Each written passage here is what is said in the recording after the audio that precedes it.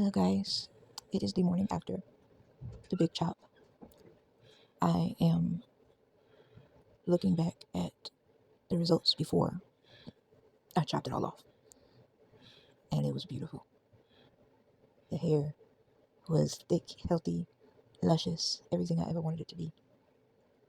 Um, if I was to trim it, like if it was just a trim, only half of that would have had to come off, just because I like to chop under the damage, like right before it starts. That's why I chop off. That's just my rule. Um, and it wasn't that much damage on that hair. Some of it was damaged, and the rest of it was healthy, luscious hair. It looked and felt like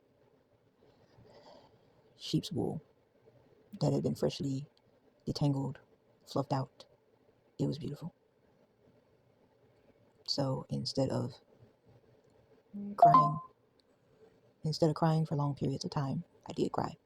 I tried to cry off camera, but the camera caught me um, in some spots. Um, this journey has been a good run. I do look forward to this new chapter. I miss my hair. I'm not gonna lie, I miss my hair. I just bought a rotating, sorry, I just bought a rotating um, hair dryer brush that I would have loved to try on my hair. Um, I got the Tymo air curler,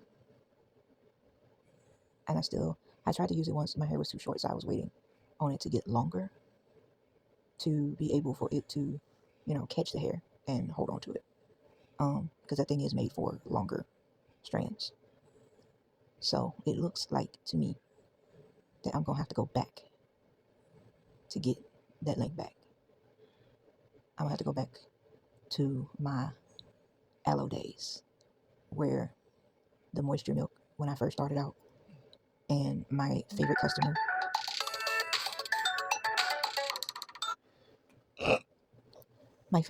was raving about it. She literally was the only one supporting me with that one. So I gave it all to her, and her hair flourished. She needed it more than I did. She had bleach in her hair, so I had to get her right. And then she took what I taught her and took it to a whole new level. And now she has a beautiful head of hair. So now it's time for me to get back to where I need to be at. Like, I'm not gonna be obsessed with it, but I kind of am. I don't know. It won't be an obsession, but it will be, you know, hurry up and get my length back. And of course, it's gonna be healthy. Like if it's unhealthy length, it will have to get chopped again. So I will be very careful, just in that alone. But I seriously have to figure out: am I gonna have to put a wig on? Like, am I gonna have to do wigs for a while? Like the glue in wig. I don't want to lose my edges though. You know, it's just I need to find some way to protect my scalp because as bad as I don't want to put a relaxer on, that seems to be the only option for me until we get this situation under control. So I don't know.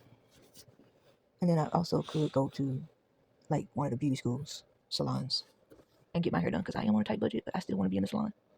And also, I kind of need to see what schools offer anyway. So it's kind of like my way of scouting at the same time while pampering myself. You get the best feel of a space when you are the one experiencing it. So there's that.